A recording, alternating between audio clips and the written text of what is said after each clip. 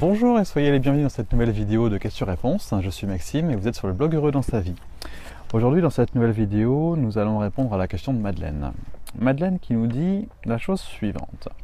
Bonsoir, moi je voudrais comprendre pourquoi je suis tellement à la recherche d'un amoureux et quand on me dit non, je deviens avec une boule de rage dans la gorge et Madeleine nous dit qu'elle se fâche et elle dit plein de choses méchantes alors qu'elle ne le veut pas vraiment. Elle essaie de trouver tout ce qui peut du coup faire mal à l'autre. Il y a comme un esprit de vengeance qui s'installe et elle ne sait pas comment se sortir de cette situation qu'elle ne veut pas, quoi. C'est-à-dire qu'il y a une réaction émotionnelle qui dépasse sa volonté et qui prend le dessus, quoi, lorsqu'elle se trouve dans ce genre de situation. Voilà, Madeleine nous dit « J'ai besoin d'aide et de comprendre mon comportement, merci ». Voilà. Donc écoute, merci pour avoir posé ta question, Madeleine. Et d'abord, je voudrais commencer par te rassurer peut-être, et en tout cas t'amener à prendre conscience que ce que tu dis là, c'est déjà beaucoup, dans le sens où tu prends conscience qu'il y a une problématique. Et tu prends conscience que ta manière de réagir est surdimensionnée, ou pas adaptée, pas adéquate, et que quelque chose en toi l'emporte sur ton intention. Et rien que ça, c'est déjà avoir de la hauteur. Énormément de personnes subissent simplement et purement leur réaction émotionnelle et se contentent d'accuser les autres et de dire bah voilà, tu te rends compte avec ce qu'il m'a fait, nanana, lui c'est un bachibouzouk, tatati tata. Toi, peut-être que tu subis encore ton mode émotionnel, ta réaction automatique, mais tu le sais. Tu sais qu'il y a un problème. Et c'est pour ça que tu en viens à te poser la question et à me poser la question, à savoir comment je peux faire pour cesser ça, pour faire en sorte de ne plus subir ça, de mettre plus de conscience sur qui je suis et sur pourquoi. Donc déjà, avec le fait de te poser la question, fait de toi une personne qui a plus de conscience qu'une autre personne, et la majorité des gens ne se posent même pas la question de savoir pourquoi ils réagissent comme ceci ou comme cela, et puis un peu basiquement, voilà, il y a une situation, ils réagissent comme ça, et souvent même ils se disent c'est normal, je suis comme ça, c'est normal que je réagisse comme ça puisque je suis comme ça, et puis c'est normal que je réagisse comme ça parce qu'en plus il fait ça. Donc c'est jamais leur problème, c'est jamais leur faute, ils se remettent jamais en question, et donc ils répètent en permanence et en permanence. Toi tu as décidé de mettre de la conscience, donc bravo, déjà, voilà. Alors peut-être que tu vas me dire, ok, c'est bien mignon, mais ça ne fait pas avancer le schmilblick, et t'as pas tort.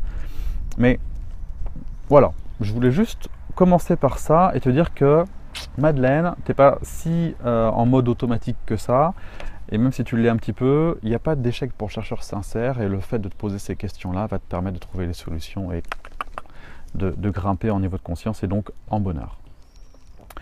Ensuite, pourquoi ça t'arrive, pourquoi ça nous arrive tous, c'est une question de blessure, une question d'émotion.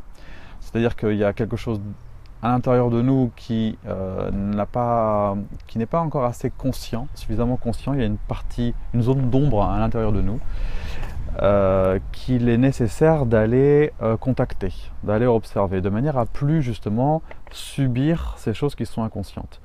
Et c'est exactement pour cette raison-là que ces choses-là nous arrivent. Toute la vie est prétexte à notre croissance. Le but de la vie, c'est de nous faire grandir, c'est d'augmenter notre niveau de conscience, notre taux vibratoire, on l'appelle comme on veut, mais en tout cas, passer de l'inconscience à la conscience.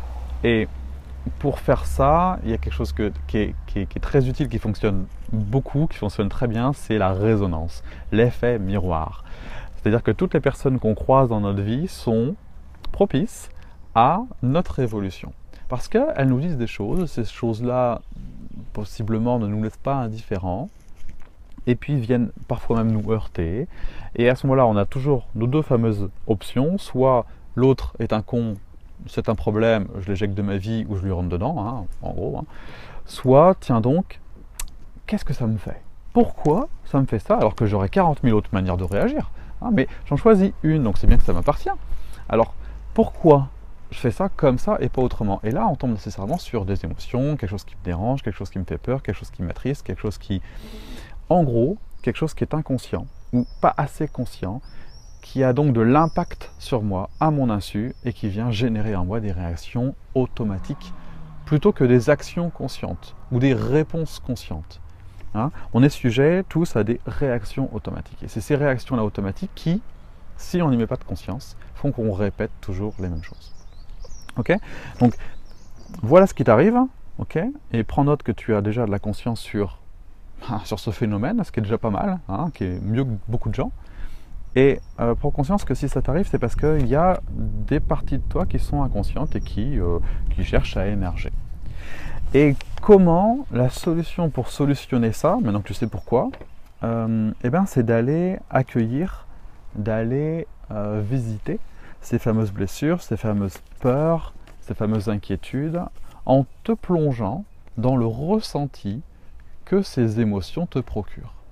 Ça tombe bien, tu génères un monde émotionnel face à certaines situations. Par exemple, dans ton cas, on te dit non.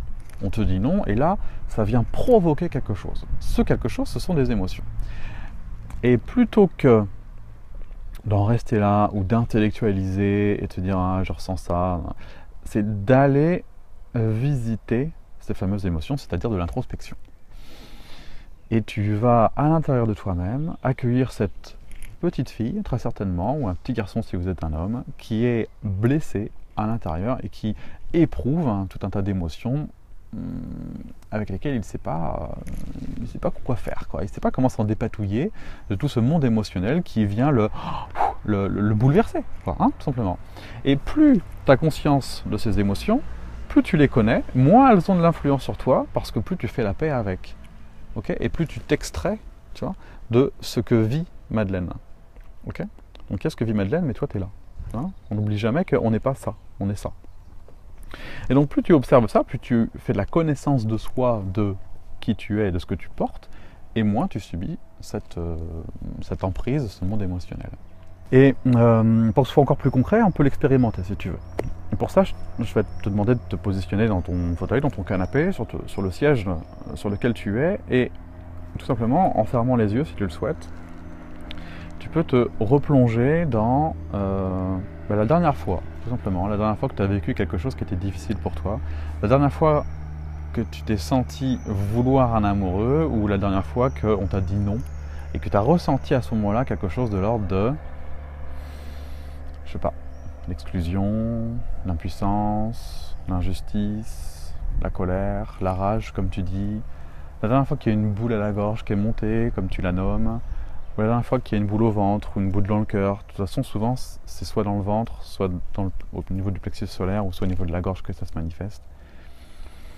Et là, tu peux tout simplement observer ça, observer ces sensations physiques qui viennent à toi, et chercher à savoir où est-ce qu'elles sont, à quel endroit de ton corps se manifestent ces sensations, en l'occurrence donc dans ta gorge.